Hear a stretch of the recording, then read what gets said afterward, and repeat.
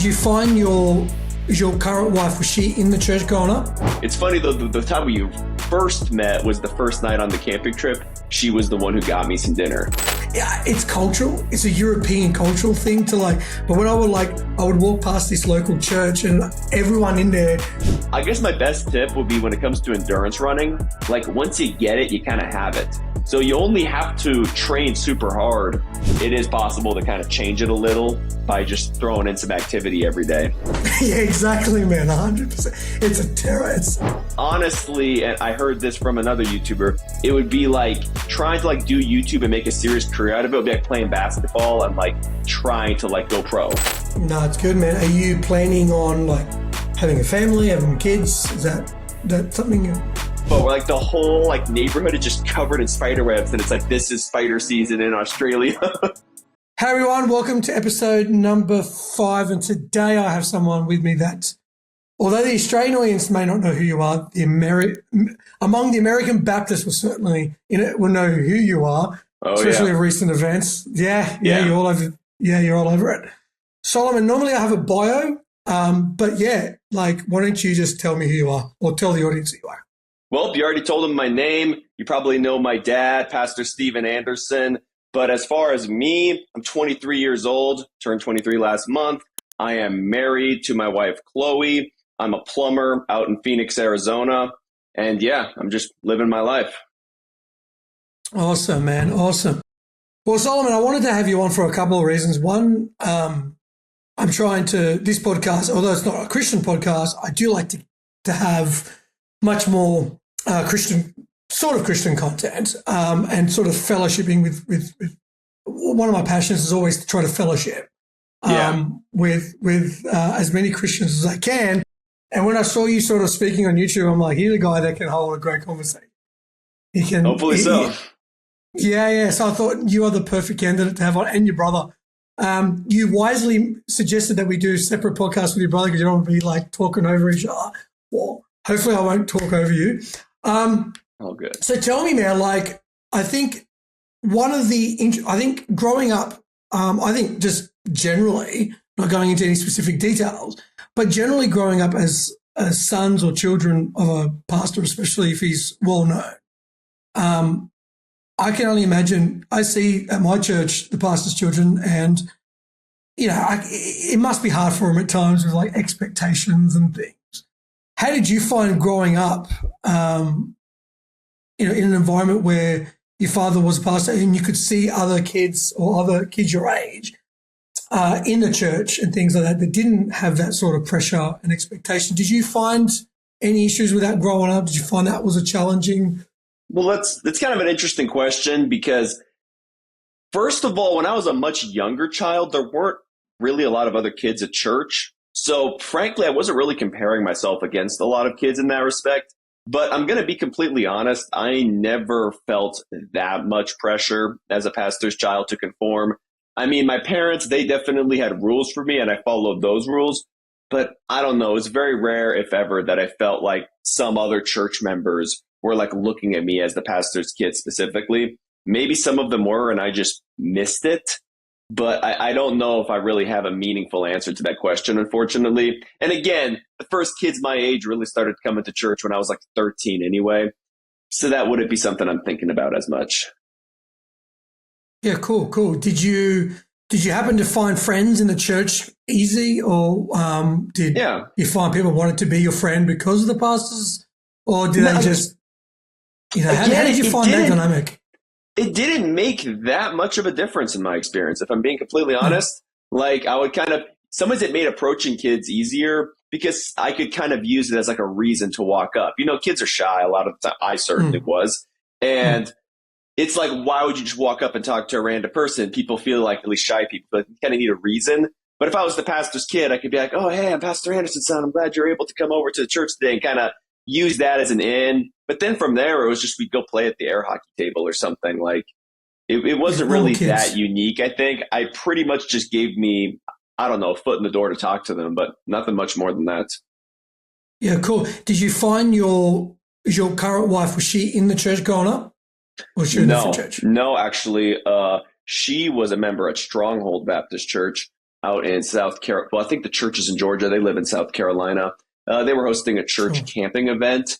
And, well, we met each other. There was like a whole campfire and a bunch of families are sitting around. Her family was like the chief of one of the campfires, and a bunch of Mm. people were there. And I kind of posted up, and yeah, just got to know her that way. It's funny though, the time we first met was the first night on the camping trip. She was the one who got me some dinner. And Oh, then I nice. ended up going to the campfire. We hung out, and yeah, it just went from there. We're made for each A way other. to a man's heart is through his mouth, my friend.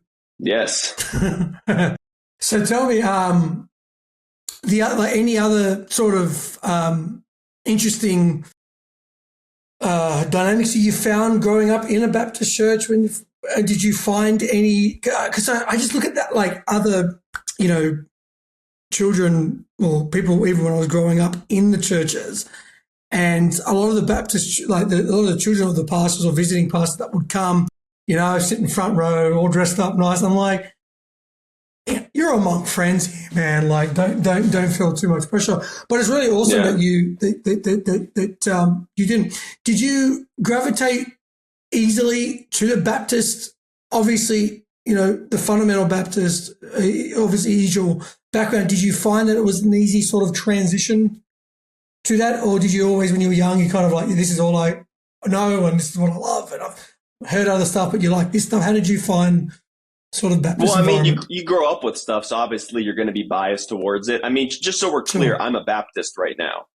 I don't think that's one of the things my parents are wrong about. So as far as how I found it, I mean, when you're a kid, you don't find anything that you grew up with weird. You don't have anything to compare it against.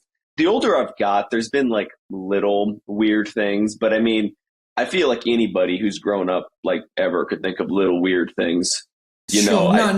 And so as far as like independent fundamental Baptists in general, no, not really. So yeah, I would say I did gravitate towards it pretty easily in that sense. Like, we were exposed to other religions. We knew about other stuff. And yeah, I thought then and still do think that they're mostly right on the money. But again, it's how some stuff is interpreted.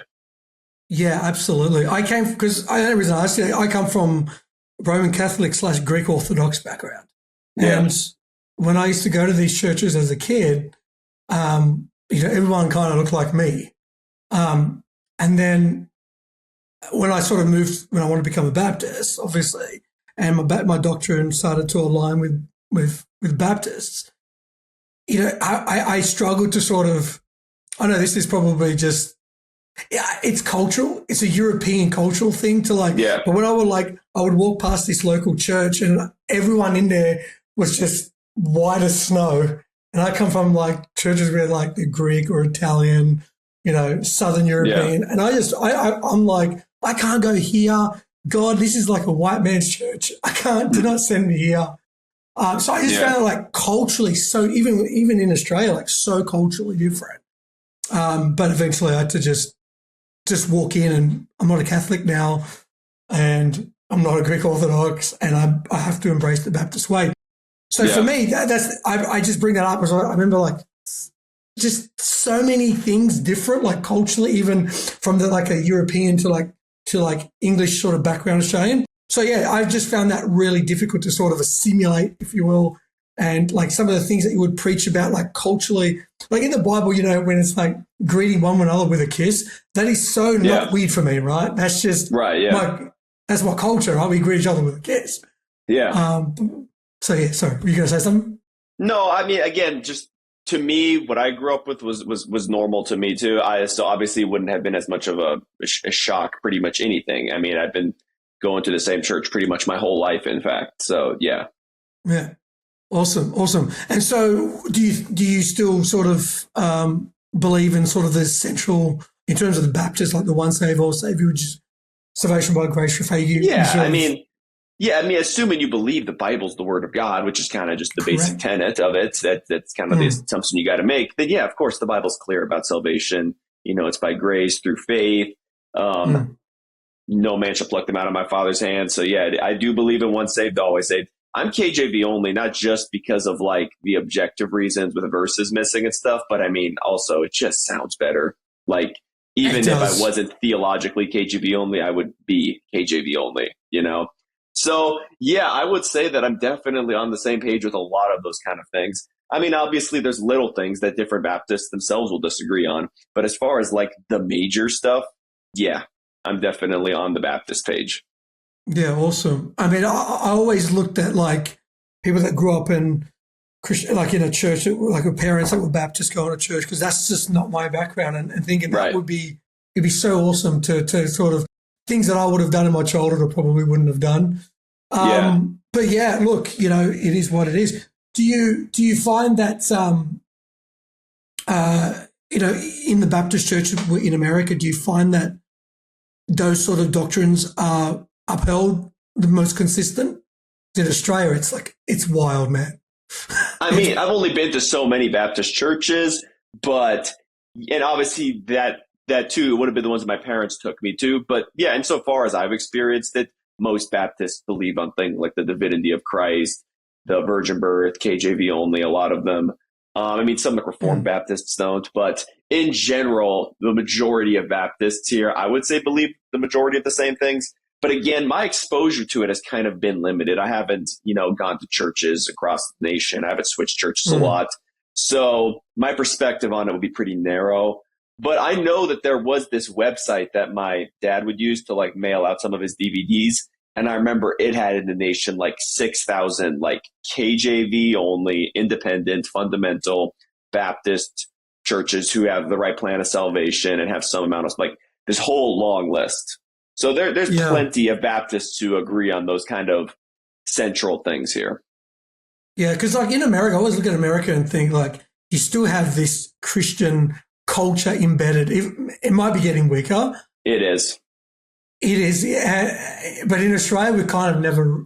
I don't think we've had it in over 150 years. It's Right. very, Okay. very secular driven, Yeah. and so like I find that we are always the oddballs out. Even in my family, like I would say that I'm the only Baptist in my family, Yeah. and at Christmas time, like Andrew believes in the spaghetti monster, and like it's just I always looked at like I love to have like a family where we're all Christian at Christmas time, and it's just seemed to be less hostility and things like that. But Yeah, yeah, no, it's it's a lot. It's a lot more Christian out here than what you're describing. Obviously, I've yeah, never experienced your side of things, and you've never experienced mine. But I am certain that it's a lot easier to be a Christian. I mean, you'll just see all over the place. Keep Christ in Christmas. The reason for this, just like there's a very just culturally pervasive.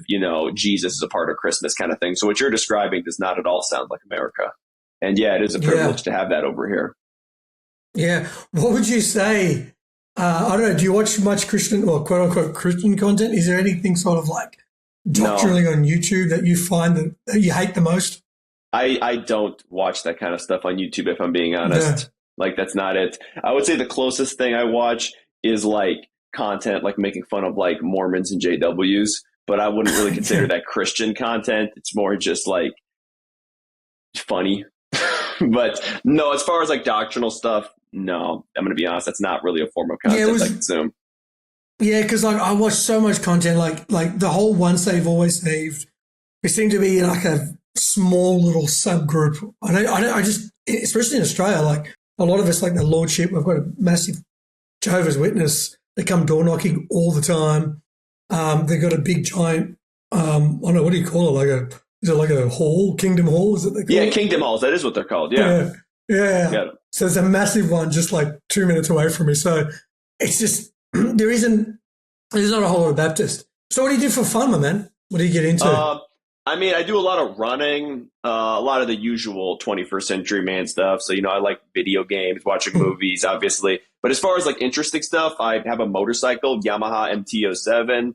I like doing that for fun. Um, what else? I mean, honestly, I'm a pretty simple man beyond like running and motorcycles. It's not really a lot of hobbies I have. I stay pretty active with my job is what it is because I do blue collar. I'm in a different person's house every day or every week. So I don't know. I'm like the opposite when I get home. Outside of like doing some exercise, I just don't want to do anything creative or active. Yeah, fair enough. I've just started running 5Ks, which I think is about 3 miles. 3.1, yeah.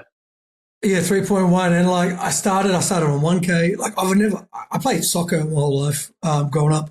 I've always tried to be active. I got married to an Italian. And so the whole diet is like just carb loaded, man. Like hard to lose weight on pizza and like arancini and pasta and all the rest of Yeah. it. But I had to drop like 23 kilos for my wedding in like 10 months. But I found that in my 20s, I was losing weight a lot easier. But yeah, like building up with running, like I watched one of your videos about running and like the strategies of running. I've always been a sprinter because I hate long distance running. Yeah. I got up to 5 kilometers. I started 1K, 2K, 3K, 4K. Man, I just get to 5Ks and I just think I'm not stopping because I'm dead. I'm stopping because I'm like, you had enough of this. Like how do you, what would be the tips for running? Like, what would you like to like? I mean, first of all, I got to be honest. I mean, I'm kind of the opposite as you because I enjoy the distance a lot more. I hate sprinting, but I've gone 91 kilometers before. Oof. So as far as the tip, that's crazy. I mean, what'd you run that in? Run it in like as in like the like weather. how long did it take? How long would it take you to run? 15 hours. Yeah, it was 15 hours. Obviously, it was like it's a trail thing. You know, it was around, if anybody's watching from Arizona, up around like Prescott, you like run around the entire city practically. It's like in the woods. You start early in the morning, you end late at night. I think the cutoff was like 17 hours, but I got it in under 15, which isn't super fast. But, you know, I was happy to even go that far, if I'm being honest.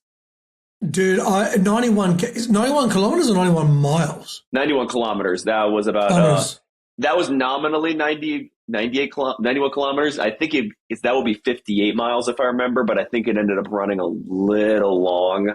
I don't have the number off the top of my head, but I think it was like almost 60 miles. Man, that's awesome. I think I'll be dead well before like it's just building it up, you know, like. Yeah, I mean, the trick is honestly, so my personal strategy, first of all, just to get started with running, I kind of went over it with my video, but kind of my main perspective shift is, to me, it's not really exercise. It's more just like self-care. You just do it, knock it out. I go into how I kind of stay consistent with that. But what I did when I first got into this was I would go really hard and I trained for a marathon and I did the marathon. And then it takes a few weeks to recover after a long race like that. It takes about 3 weeks to taper for a new race.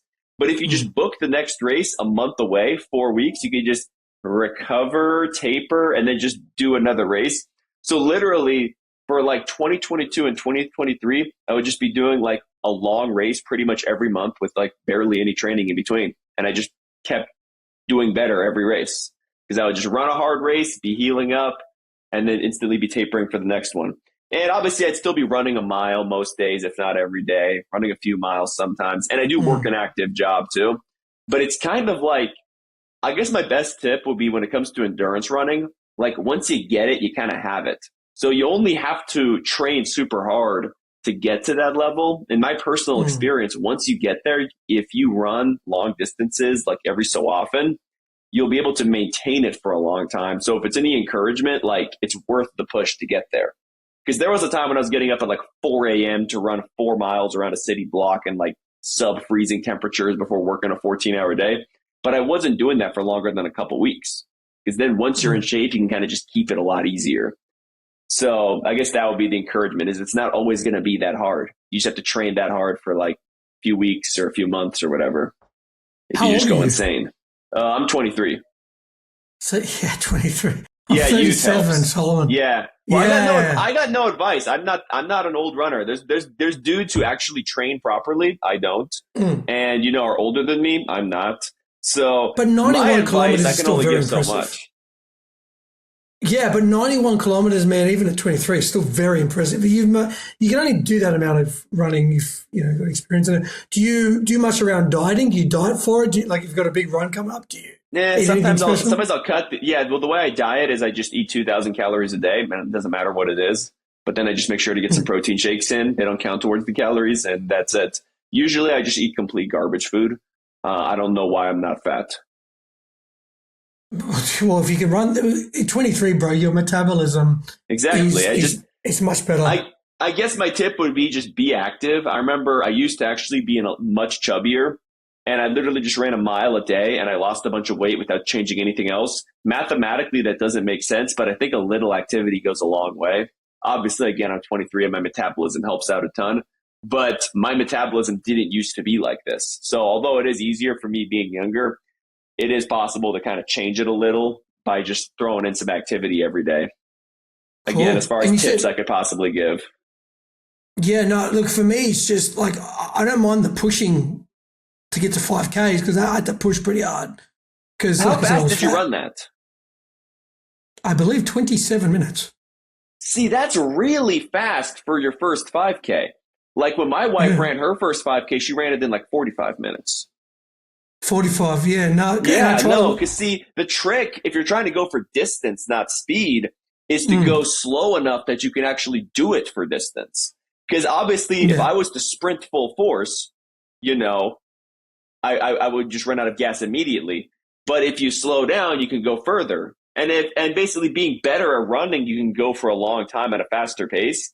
But if you're trying to train endurance, sometimes you're running a little too fast. They say most people run their slow runs too fast and their fast runs too slow. So if you're just doing your first 5K, like under 35 minutes would have been good. Because if you ran it in 31 minutes, that's a 10-minute pace. And if you're going faster than a 10-minute pace, if you're new to running, that's pretty quick. Like, honestly, if you're just doing let's say you're doing like a 12 or even like a 13-minute pace, which that's really slow. But like, what if you could then run like 4 miles or 5 miles? Because you can kind of settle into the groove. Oh, sorry. Sorry, 27 minutes would be about 4.5K. Sorry. The 5Ks, I think it's over 30. Yeah, it'll be over 30. Okay. Yeah, but sorry, 4.5. Same point. Still, it's possible. Because again, 31 minutes, 35 minutes, that's still a good pace. And you're burning about 400 calories. Yeah. Sorry. But the idea is that you need sometimes when you're running, it's like, I can only go for this for a little longer and you're pushing the whole time.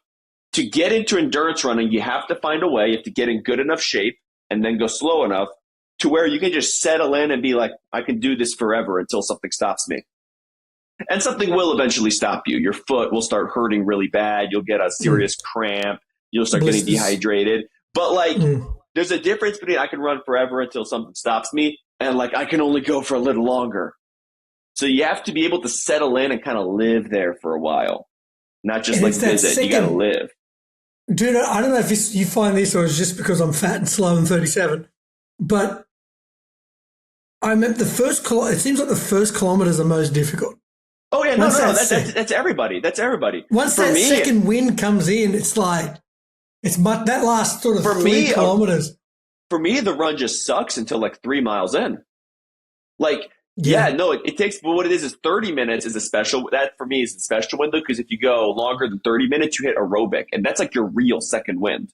Because when you start running for the first 30 minutes, you're anaerobic and you're just burning glycogen. But when you hit the aerobic threshold, you start like burning body fat, like a half hour into the run, and you will feel an energy boost, like a big energy boost.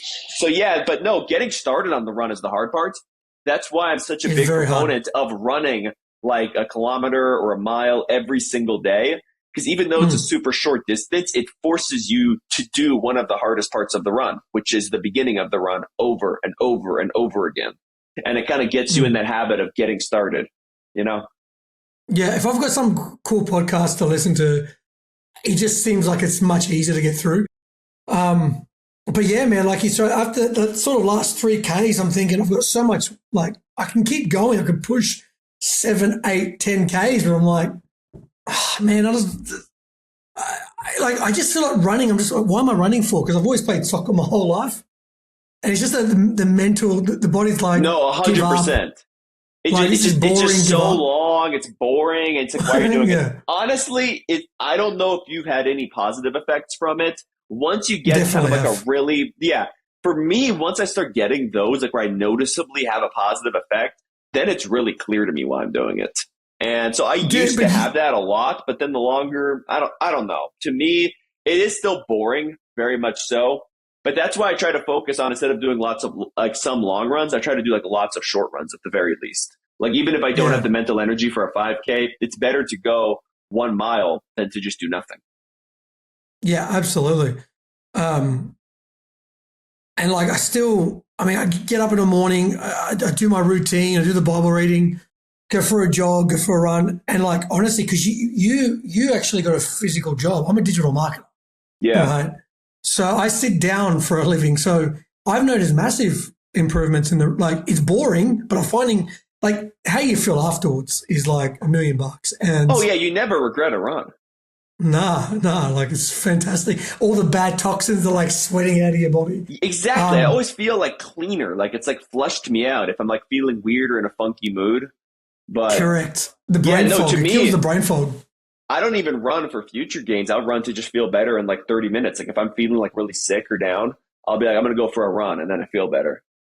Yeah, because it releases all the endorphins, all the good hormones. So what did you say? You said you love running. What was the other things that you do in your spare time? I like motorcycles. I have a motorcycle. I don't know. I'm trying to think of interesting things about me. Yamaha MT-07, naked bike, sport bike, ride it around. Just about you, Solomon. Yeah, and you said video games. What video games are you playing? I have a PS5. A lot of the usual stuff, Ratchet and Clank, Rise, whatever. I would say the most interesting thing is that it's a virtual reality sim rig. Gran Turismo 7 syncs with the PSVR 2. You'll notice there's like gas brake and clutch, steering wheel, and I have the VR headset. And when you put it on, it like puts you in the cab of the vehicle in virtual reality 3D. So I can do it's like a literal like racing simulator. Really fun. Can you stream that to your YouTube channel? I don't know. Maybe. I'm not. The problem is usually I have a pretty busy job, so I'm rarely able to like do content. Like if I'm like just playing it for fun, like I kind of want to do that in private. I've thought about streaming it, but I'm not very good at it either. Is the other problem. Yeah. There's a lot of good. Gran Turismo 7 sim racing VR streamers. So I'm not really trying to like compete with them when I'm not that good at it. But it's mainly a for fun kind of thing. No, it's awesome. And with your plumbing job, are you working for someone or do you work for yourself? I work for someone. I don't want to work for myself. I get to clock out. It's tough, man. Yeah, it's tough. You never clock out when you're on your own gig. Never. Yeah. You sleep, you get up, you work. Like even when I'm running, like I'm thinking of work and what I got to do for the day, and I got to do this, I got to do that. Yeah, it's crazy. Hey, man. No, would your boss like? You probably don't want to do it, but like, does your boss do any sort of like social media marketing? Does he do any digital marketing to promote like? Maybe. I don't know. I'm sure he does ads on Google. What? Oh no! I was gonna be like, when you go to jobs, man, you should just film them and be like, "Hey, boss, got a really cool social media idea for a job." Because you and your brother were talking about some of those crazy jobs that you go to, like all the bad work. I can't be filming inside people's houses. You're not filming them. You can't film. No. Yeah. Can't do that. No. What it is that when my secret sauce is that when I'm on the job, I'm like the fastest, most locked in guy there. It would make the job a few minutes longer to film it. And the whole reason why I get to like set my own wages there is because of my speed. So like basically literally a tiniest shave off of my job isn't worth what I would get on YouTube. Because YouTube is chump change. My job, I'll make triple digits an hour if I'm fast. Like I did an extremely difficult job that my boss allotted me for all day in like 2 hours and made like $500. So it's like I am just you don't want to be slowed down. Not even thinking about filming that. Like, and again, I'm messing around people's houses. I'm like nonstop wielding tools, pretty much no breaks. So it would just. For me, the video thing for me is completely for fun. Like I have no interest in working or making an effort or actually trying. It's a YouTube channel. I threw monetization on it just because they let me. And I just make videos when I want to make videos for fun. Because honestly, and I heard this from another YouTuber, it would be like trying to like do YouTube and make a serious career out of it. It would be like playing basketball and like trying to like go pro. Like you got to play basketball because you want to have fun. You got to just make YouTube because you want to have fun. If it ends up becoming a real thing, I'll start putting in effort. But right now, it's basically just play pretend for me. Like I just don't care about it. I'm having fun. Nah, dude, and a lot of most people that have gone big on YouTube, they don't set out to go big. No, they're just having fun. Well, because if you set out to go big, you're going to make just some content farmed channel that has no soul in it. Like my channel, every video, I wanted to make that video. Like it wasn't like some forced or just formulaic content. And it's not good. It maybe not the best content or good, but hey, I wanted to No, it make was it. You good. know, I'm having fun. No, it's good. And The religious tier. I think I was mentioning this to your brother. The religion tier one that you did eating the nachos or whatever the hell you were eating. yeah, nachos indeed. Nachos. Yeah, yeah. Like that is good content because this is what I Yeah. do for a living, right? So I can tell you, you don't have to so much stress about the production value. It's just the soul, as you said, the soul of the content. Yeah, No, because the that's soul awesome. or even come up with ideas. But like right now, I've been really busy at work, so I just haven't been making videos. Just you know, I just whenever I just have extra time. I originally even got into the channel because it was a really slow period at my work. I didn't get like any jobs for a week. So I was just Mm. like, screw it, I'm bored. I'm going to try to be productive instead of just sitting around and doing nothing. So I kind of cranked out some videos, started working on a big video project. Still going to work on that just whenever I have time. But like right now, the tier list is like I do work my job. Then I make Mm. sure I'm well rested. And then if after I'm well rested and I've worked my job, I have time, then YouTube. No, But like that if makes it's sense. work time, I YouTube would never mix with work. YouTube would never mix with my personal rest time. YouTube has to come third. So that's why I would have trouble streaming my gaming or filming my jobs because those Mm. rank above where YouTube is. Because again, some people YouTube is more serious. YouTube is not serious to me. I'm just having fun. No, it's good, man. Are you planning on like having a family, having kids? Is that I have a that wife and I something definitely want to have kids. I just don't want to have them right now. I'm young. fair? Yeah, fair call, man. And obviously now you're sort of building your sort of financial future, right? Your Exactly. Yeah. career, I own two growing up. vehicles. I have a house. It's got a mortgage on it, but that's still progress in the world. Like I'm just kind of, Big progress. I want to have my house in order, you know, before I have kids. And again, I want to enjoy being young. My wife moved out from her parents' house when we married. So, you know, she's Yeah, enjoying this time period of her life. Like for us, it's not it's the time to be sweetest parents part. yet. Yeah, no, awesome. Do you guys plan on traveling? Do you sort of plan I mean, I'm on sure we'll do. I mean, in 5 days, we're driving to Las Vegas to go run the inaugural Las Vegas Marathon together, which is Oh, nice. So 26.2 she runs miles. with you. Oh That's yeah. cool, Well, man. yeah. No, we're not going to be unequally yoked. She runs with me. Yeah, So sweet as. yeah, no. Awesome. But as far as like traveling around the world, I don't know. I'm not much of a travel person. I've done it as Yeah. a kid. She hasn't, to be fair. But I don't know. It just hasn't made sense for us yet. I feel like a lot of people spend a lot of money when they're young traveling, and traveling when you're young is cool. But like when I'm old or when I'm even older, I can travel around. But like I don't want to just be just like in all kinds of debt for that. As it is, I already Mm. spend a lot of money on having fun right now, and Mm. it's not really something I could afford it, but I couldn't safely afford it. Yeah, You no, know? no. That's build the security, man. That's probably if best thing you could do. Yeah. If you ever make the trip out to, actually, I was researching. You can actually buy it in America, kangaroo meat. But if you ever come out to Australia, I was explaining to Isaac that people think because I'm from Australia, that we got kangaroos in our backyard. Like I've seen a kangaroo 3 times, and I'm Oh yeah. 37 years old. Huh. So, do you guys go out? Like, do you have like I was mentioning to him about lamb. He said I think he had it once or twice. Do you guys know much about Australia? Do you hear, what do you see from America when it comes to Australia? Is it When just it like comes to Australia, I mean, aside from all like the upside down country ground harness memes, I mean, we know about boomerangs. Like that's a big one. Boomerangs, a lot of boomerangs. We know about boomerangs, the Sydney Opera punching House, um, the Great Barrier punching Reef. kangaroos?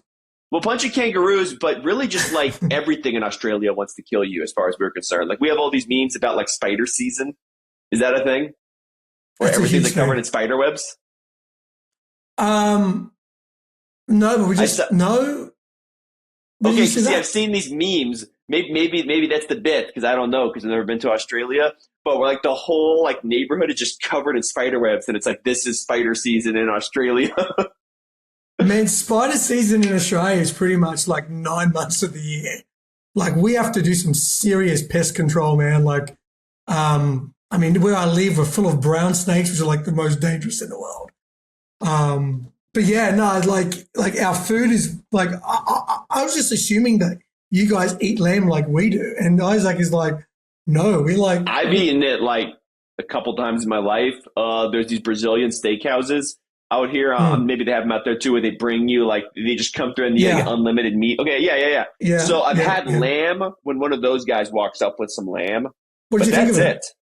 It was good, but I wasn't really as into it because again, if you don't grow up around something, you're not gonna I don't think like it as much. To me, again, what I grew up with was just pork, chicken, and beef. That was it. Pork, chicken, those are your three meats, and then rarely you would eat fish. Like rarely. I didn't grow up around much seafood because my mom didn't much have a taste for it. And as an adult, I don't have much have a taste for seafood either. I like some fish. But yeah, honestly, the majority of what I eat is chicken, pork, steak, and beef. And then rarely fish. We don't eat I had duck for the first time like a week ago type of thing. I didn't eat a lot of lamb. I think the craziest thing I would do is at like Fuddruckers, a burger restaurant out here, I would try like a bison burger. Yeah. Your brother was mentioning that. Have you tried a bison burger? I'm like, I don't think I've eaten bison. No, I haven't eaten that. It is good. So what? Oh, you know what? Sorry. I wanted just quickly on the meat subject. My father-in-law is a hunter, so I actually tried venison with their family for the first time, but that was also recently. But they killed them themselves, and they're always skinning them and freezing them and eating them and making stuff out of it. That's on my to-do list to try venison. Actually, venison's the one meat that I've eaten the kangaroo, goat. But yeah, I gotta. No venison. How did you find no venison? I haven't tried it yet. How did you find it? How did I find what? The venison. How did I yeah. So sorry, English Australian. So venison. No, you're good. Venison is really, really, really lean, tough steak.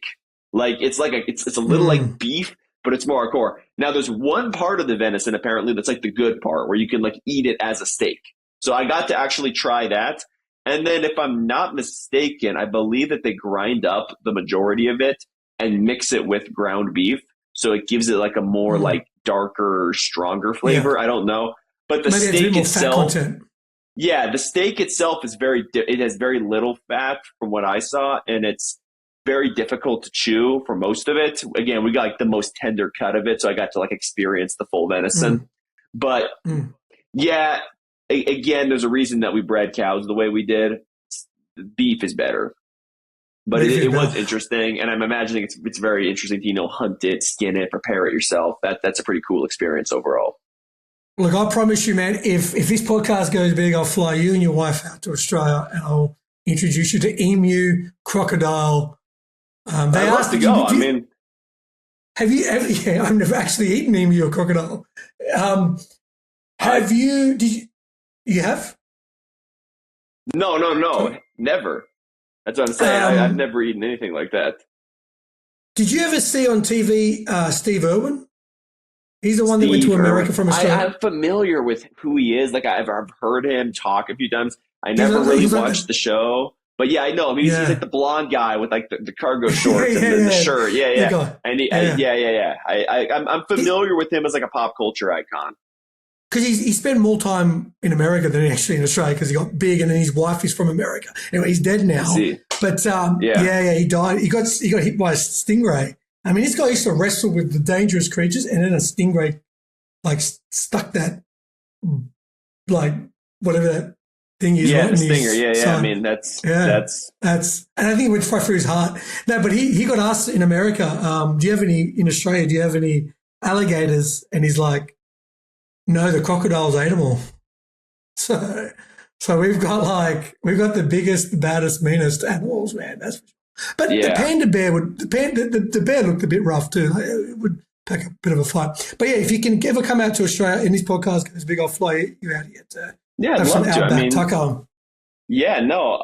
Again, it's one of the continents. It's definitely on my bucket list so far. I've been to Guyana and Trinidad in South America. I've been to Mexico and some countries in Europe, but that's about it. I've never been to Asia, Africa, Australia, obviously. We're in the middle of nowhere, man. We are out in the corner of the globe. Not a flat earther. Oh, yeah. But it's pretty flat in Australia, man. It's just out Yeah, out isn't in the most middle of of it just nowhere. like pretty much uninhabitable? It's all just the outback, just desert. Yeah, where our natives, Yeah. indigenous used to live, yeah, in the middle. And pretty much like 90% of our population, we don't have any cities. Like, in America, you kind of like, you guys, your whole country is covered with cities. Yeah, no, I've seen maps of Australia. You guys don't have that. It's all like at the edge. It's all on the edges, yeah, because all on the coastline. We've got like one little tiny city in the middle of the desert, Alice Springs, and everyone just goes there to see a big giant rock, which for me just never made any sense. To spend thousands of dollars to see a rock. Well, if your whole country's flat, I guess that's the interesting spot. Yeah, thanks, man. So yeah, majority of us live on the coastline, but Yeah. it's so wild. It's so different, and like yeah, Queensland and that's got like heaps of dangerous animals. No, it seems insane. I would love to go out there. I mean, yeah, again, yeah, I've heard, I was going to say, is the barrier reef doing okay? I remember like a decade ago hearing that it was like dying. Like, is there still a reef? Look, I'm sure it is dying, but I don't think it's dying as much as you hear in the news because, like, Well, that's there's good. an agenda. There's an agenda there because when I see it, it's always big. But that's something that's one of the wonders of the world you got to see, right? Oh, yeah, no, Um, 100%. Can't you like see it from space, I think? Like, yeah, you can see it's it from space. amazing. Well, yeah, I And was the just nice, checking it because, yeah, I definitely wanted to see that before. I've seen like a few documentaries of it. yeah, and the other eighth wonder is I definitely want to go to Faithful Word Baptist Church in Arizona. Now, I'm trying to get my anytime, man. Because my wife is like, "What do you want to go to America?" I'm like, there's people I want to see in America, not so much places, but people I want to visit and see. But yeah, man, please do come to. Isaac is like, no, I'm not coming. If I'm going to fly anywhere, it's going to be Germany. Yeah, fair enough, man. yeah, You know, I'm but more open. always, I've been to Germany, so, who knows? we don't get many American tourists. I must admit, most of our tourists are Really? like, no, we don't. Huh. We get Because mainly again, English.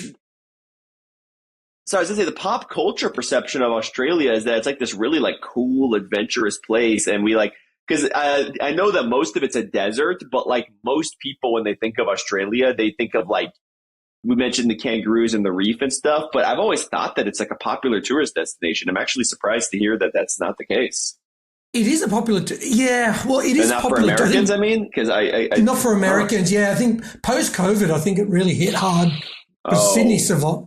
Yeah, honestly, I think Sydney, in terms of if you look up some of the best harbours in the world, I'm not saying I'm biased, but I do believe Sydney's got like the best harbour, with the harbour bridge and the opera house that you mentioned. yeah, But yeah, yeah. post COVID, man, it kind of like died. But America would be so fascinating because like I would like to go to like have the Texas barbecue and like do all that, eat all that food that I would never eat again. Oh Um, yeah, we got some stuff out here. I'll say Definitely, that. man. It is. But yeah, but mainly people I want to see. But my wife's like, I've got no interest in Australia. Like, well, America, well, we go somewhere similar to Australia. I'm like, it's not that similar. So what's the future looking like for you in terms of, like, do you live now in Arizona? Yeah, I live in Or Arizona. I've thought about moving to South Carolina to be somewhat near my wife's family because where they live mm, is so beautiful. Like the air quality is a lot better than Phoenix. But what kind of keeps me tethered to Phoenix is that just the economy here is good. Like the you got your city's booming. siblings? So yeah, my siblings are here. I own a house here. Mm, And wherever you grew up and were raised, it's easier to stay in than to leave. And I'm yeah. posted up here. I have a great job. I own a house that's constantly appreciating in value because the city's growing. Like, I'm kind of doing a thing here. I'd like to have the financial independence to eventually move to South Carolina if possible, but I need to have the financial independence first. And for now, I'm just enjoying living out here. Phoenix in general is not a city I particularly like. Tempe, downtown Tempe, it's an extremely small area, but there's like a lake and it's like a really nice walkable area. Like most of America, I'm sure you've seen the memes about how we have a car centric culture. But there's this little spot in the middle of Phoenix that's Tempe, and it's more walkable, just this tiny slice of it. But I would love to live there for the rest of my life too. I used to have an apartment there, but my current house is not located there, unfortunately. But maybe Yeah. one day I'll get a condo there. So I don't know. Maybe I'll move back to the nice part of Tempe. Maybe I'll move to South Carolina. I don't know yet. I'm just taking it day by day for now. Yeah.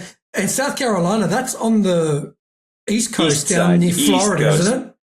It's actually above Florida. Florida's like at the very Yeah. bottom right of the Yeah. country. So I think it's Yeah. like Florida. I want to say Georgia, South Carolina. So Yeah. they live at the very bottom of South Carolina, and then they would go down into Georgia. Okay. The only reason I know that, I think I watched the documentary on Netflix about the Alex Murdoch murders. Do you? Oh, okay. But yeah, it's a famous lawyer that apparently killed his wife and son. Anyway, and it's from like, anyways, in South Carolina. I'm pretty sure that's near the coast. Does your wife's family, are they like, go on is it like a big lake or river? Is there a river there, or is it? They're near a lake, I think. I mean, they're not near the coastline, but over there in that part of the country, like, and again, now I'm thinking about you, because I live in a desert out here, and then you live in Australia. No, where they live, it's just everything is just wet and green, just lakes, rivers. Everything is green. If you just leave a patch of dirt out, it just turns into vibrant green grass just automatically. They have a lawn. They don't plant it. They don't water it. They just have a lawn, and it's just there. It just spawns in. So it's like it's why I say it's like a really beautiful part of the world. Like it's so nice, but it's small town. I have no idea how I'd get plugged into the economy there. Like I've lived in cities my whole life, and I've lived in Phoenix almost my whole life. But it is a beautiful place. Yeah, Florida. If I ever moved to America, it would be Florida, because Florida's certainly got a climate. I think that's the closest to sort of what I would be. Florida has a nice climate. It does, but it's kind of like a weird state too. Like if you go to South Carolina or Georgia, if you go to South Carolina or Georgia, you'll get a similar climate. It might even be a little cooler because Florida gets kind of warm. So Florida, I've heard a lot of good things, but I've heard a lot of weird things. I personally would have moved there for whatever that's worth. Well, we're building, I think my state, New South Wales, is the first state in the country that's getting a second airport, like international airport. So, I mean, you're probably thinking, why is that a big deal? For us, it's a big deal, right? No, I believe it. I think we only have, like in Phoenix, there's only like, I don't know, like 2 international airports, I think. But that's in the one city, though, not the whole state. Oh, yeah. I think it's, I guess, okay, yeah. Because I was going to say in the state, I think there's like 2 or 3. I don't know. Yeah, but you have 400 million people, man. We got like 35 million people. I see. Yeah, no. Yeah. And it's a first smart airport in the world. So when that gets built, I don't know what that means by smart airport. I'm assuming like there's no real people to like check in. Or, does it get you through the TSA faster? Because that would be nice. Or I guess whatever you guys have is the equivalent. That's the one where they do the body searching? I don't know. Just like, do you guys have a thing where you have to like take your shoes off and stuff, and they like send it through an X-ray scanner? Yeah. Yeah, all that will be full like robotic, and there won't be people, man. It's just going to be you walk in. I don't know if that's good because like they can see everything about you as soon as you walk in. They already can, as far as I'm concerned. Like, can't they? They already scan me most times I walk through. Exactly, but this is like So when they build that, that's only going to be 20 minutes from my house, and so obviously, nice. So that's awesome. It's tempting. Yeah, so it's really tempting to travel more, but with 2 young kids, shut up, Fitbit. It's going to be sort of a bit more difficult when you got a kid. Like, so I understand the 23-year-old not wanting to have kids. Was there anything else, Brady? Was there anything else you wanted to touch on? Not really. I think I pretty much hit on everything. There's not really anything Australia to know about you. What's up? Anything else you want Australia to know about you? Australia. In the Baptist, I don't. I mean, I kind of made my video where I talked about the whole recent situation. So I don't know. I feel like I've pretty much, between this video and some of the stuff I've done in the past, gone over everything. I would say if you want really inconsistent YouTube content, you can feel free to subscribe to me on YouTube, Solomon Anderson. I might make a video every so often. I don't know, but beyond that, yeah, I guess if I think of anything to say, I'll probably say it there. But yeah, right now, I think I touched on everything. Do you have any other questions?